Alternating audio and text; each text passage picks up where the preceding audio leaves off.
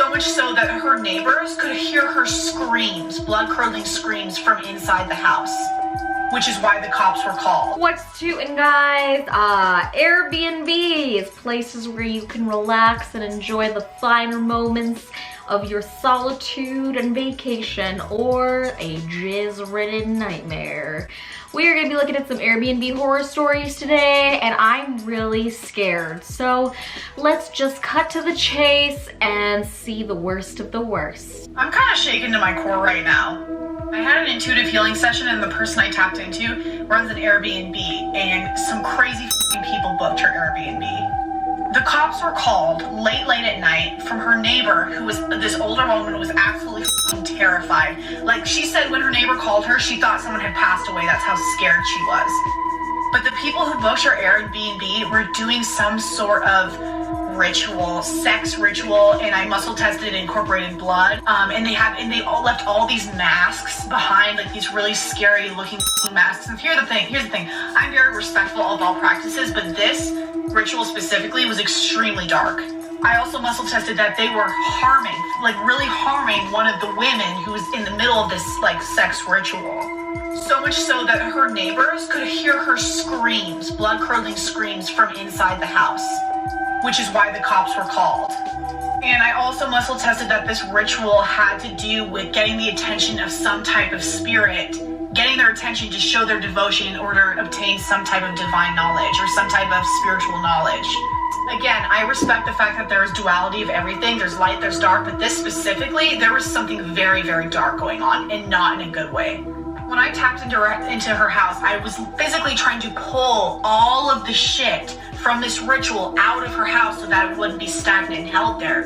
But every time I kept pulling it out, it kept coming back up. And I was like, oh my God, the energy has literally been transferred into the ground of your property. It's not just attached to your house, it's attached to the actual property, the land underneath the foundation of the house. And so I had to sweep and get clean out all of that shit, put an energetic field around it, bless it, set terms to the house. But I'm not gonna lie, when I was tapping in and I was seeing this black ink like leaking out of her house and seeing what was happening, it shook me to my core, I'm not gonna lie. Are you fucking kidding? Are you fucking kidding me? What did I just listen to? Are you kidding me? So now you're telling me if I ever want to Airbnb my house, I have to put in the fine print, may not just have parties, but also may not have sexual satanic rituals at my house, okay? That's not even something I thought of. Hell no! You know what? Everything else is okay. It's fair game. You want to have a party? Go for it. Underage kids, come on over. Have that kegger. But satanic rituals? Sorry. Not cool. I think that wins. With the boys. Let's fucking check it out, dude. All right. Okay, that doesn't look bad. So far. Huge couch, nice. Okay. With a view. Rained a little bit. Ooh. Fireplace. I think the game room's downstairs. Looks so nice. Let's go. I'm waiting. Pool table. Some more view. We got a deck. This looks beautiful. Deck. Backyard. We got a fire pit. Dude. Bubbling's on. It's hot. What? Rich. What the fuck? What the fuck? Shut up. Is that real? Why am I laughing? Why are you laughing? Is that real? Yo, is that real? Because I'm high right now. We're so high right now. And I don't know if that's a joke or if that's real. But if that's real, that's some shit. Video evidence that someone's probably in here. The host of our Airbnb is in that room. That room was locked. When we got here, the lights were off. And then we're on in a hallway and we saw a light turn on and off again. So as you guys saw from that video, we suspected that someone was in our Airbnb while we were staying in it. Let me start from the beginning. So a group of friends and I rented an Airbnb because we went to Halloween Horror Nights this past weekend. In the description, it describes the Airbnb as a 4-bedroom, 4-bath townhouse, 2-story townhouse. And it was 3 couples in total, so we took up a total of 3 bedrooms, and there was a spare bedroom at the end of the hall. There was no description about an extra room, a locked room, nothing of that sort. So when we first get to the Airbnb, we all clean our rooms, and we all kind of noticed there was an extra room, that door that you see us trying to get into. We noticed that it was there, and it was locked, which is red flag. The lights were always off in that room. up until the first night at 2 a.m. Okay. Well, that's a little bit weird. That's a little bit funky. There was definitely a person in there. You had me until that last part of the story. A lot of the time, maybe an Airbnb owner could have a room and they could just lock it because it's like a private room. They don't want guests entering that room.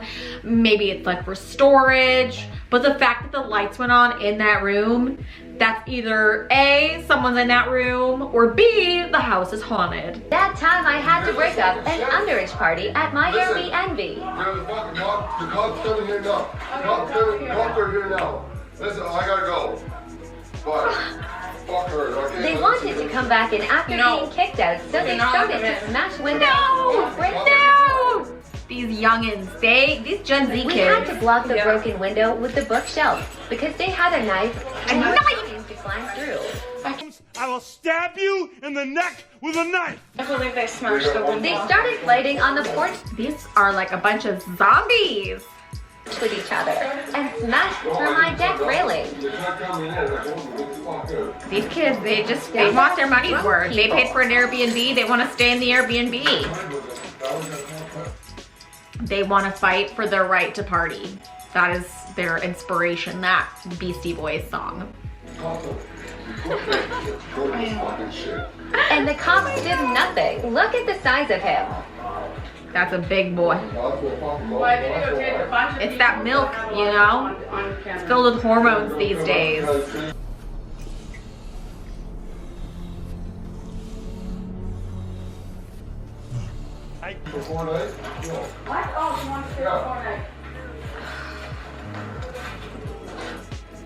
Oh my God. $4,000 in damages for a $79 stay. This one you got, do not rent this shit. Well, you know, sir, if you're gonna Airbnb your house out for $79 to a bunch of young teenagers, I think you're going to attract a certain type of demographic that you're not gonna be wanting to stay at your $79 Airbnb. Y'all, I stayed at this Airbnb. Well, no, I went to this Airbnb. I was there for about 30 minutes, but I had to leave because my boyfriend was picking up his Tesla, and we got there about 30 minutes before we needed to leave to get back to Tesla for the delivery. Something said, yo, something just don't seem right when we got back, and I started looking around, and y'all, this dude. This man needs to seek counseling. Please help. Dead roaches in the microwave. His mattress and comforter had blood stains on them. His floors were dirty, counters were dirty. His dirty white fake leather couch was peeling on the floor. The toilet was so dirty, I went 2 miles to a quick trip to pee and had the nerve to give private feedback that he wished I would have cleaned up a little. Ah! We should have cleaned up some before we left. Dude, you lucky I didn't, you know, this. I would suggest that anytime you go to an Airbnb, you strip the linen. Look at this microwave. He said we should have cleaned. This man said he was home all day long. That made me be like, I'm gonna have to wash this linen because if you've been here all day long, like, I don't even like the sound of it. Look at this vent. Like, look at this couch. Yo, this is the original fuck your couch nigga couch. That is disgusting. I am so sorry. What the fuck? But honestly, if you guys are gonna stay at an Airbnb, please read the reviews. I have not really stayed in that many Airbnbs, but the ones that I have stayed in, they have all been pretty damn good because I won't stay in a place that doesn't have a bunch of like well-written reviews. Woo! I just booked an Airbnb in Guatemala. It was advertised as having a double bed, Red flag. a single bed, in a private room for £30 a night. They even wanted to charge us more because there were 2 people. Let me show you what we've got. Right, you walk in and it's actually their creche. There's a mattress on the floor like a heroin addict's fucking room, right? A sofa, toys, and a yoga mat, and things all over the floor. Airbnb's charging me a fucking cleaning fee of 20% of the booking for this. I don't see a double bed, I see a mattress on the floor. There's not even fucking bed covers on it. And then the second bed is a sofa. Like really, I've been to brothels that are cleaner than this. Oh, that's bad. That's the worst one. Almost as bad as the Satanic ritual Airbnb story. It's gonna be hard to beat that one. That's for sure. What is the worst thing that's ever happened to you as an Airbnb host? Great question. I would love to tell you. I want to preface this by saying we've been extremely lucky. We've had our Airbnb for about 6 months and we've never had something crazy bad happen. Like a few easy to mitigate circumstances. I was far away this weekend. I was away in a land far away. Trying to have a nice weekend. And on Sunday morning, when the cleaners go to the house, I get some text messages from them with photos and videos, immediately followed up by a phone call as well. I'm just going to show you the text messages because I can't do it justice otherwise. I'm scared. But I will just say that now I understand why people don't offer pet-friendly stays, because you know what, I'm a pet parent and I just desperately wanted to give people this option, and we have had people be nothing but incredible about having their pets with them, and it brings me so much joy. But this is why we can't have nice things. These are the text messages that I received. The entire basement was covered in the poo-poo and urine, as if this is the part that bothers me most. Oh, this is what we found in the basement. The whole house stinks. I'm sorry, I can't clean up all this poo. My thoughts exact. Okay. You bring your dog on vacation, dog poops all over the Airbnb, and then you're like, oh, sorry, I can't clean up my dog's poop. Oopsie. Oopsie. Oh God. What is wrong with people? My face just, you know what, aliens, are you out there? I think I'm ready to go. I don't want to live on this planet anymore. Thank you. If I were her, I would go there and I would collect all of that shit. And then I would go to that Airbnb host house and I would take all of that shit and put it in their front yard and be like, I'm sorry, I can't clean this. I'm just a petty bitch. Petty girl. I think it's time to show you the worst Airbnb I've ever stayed at. This was a camper van in Los Angeles, and this was not the photo that they had at the time. The picture was of an actual little camper van, like a camper trailer.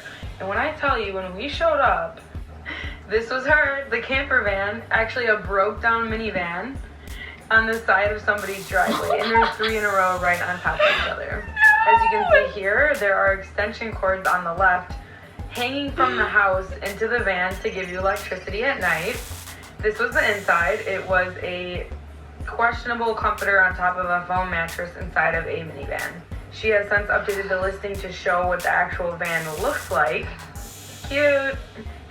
And this is the bathroom that is inside the home that you can use. It has no soap and it was completely disgusting. It was so nasty. I left an extensive review if you want to pause and read that. Yeah, let's read this. You are paying for a 3-inch mattress pad inside an inoperable minivan. We thought we were staying in a camper, but they are just regular vans. 3 vans that are parked in front of another in the host driveway. We paid for 2 guests, but only got 1 small towel. The van was pretty clean aside from the hat and used black and mild left behind from a previous guest. Please note, it is pretty chilly at night and scorching hot in the mornings. The van cannot be locked from the outside when you leave for the day, so I wouldn't leave any valuables inside. We kept having to bring our stuff back and forth from the van to our rental car, which was a bit of a hassle. Extension cords hang from the house's windows to inside the vans, making it difficult to not trip on them at night when you have to use the bathroom. To get to the bathroom, you have to go alongside 2 other vans, which is quite awkward for the other guests, and around the house to the back door.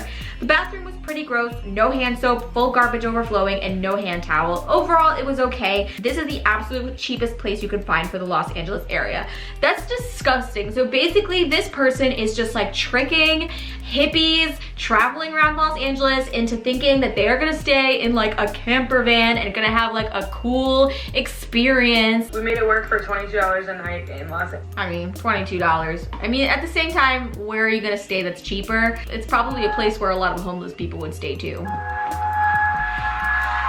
Ooh, someone got angry.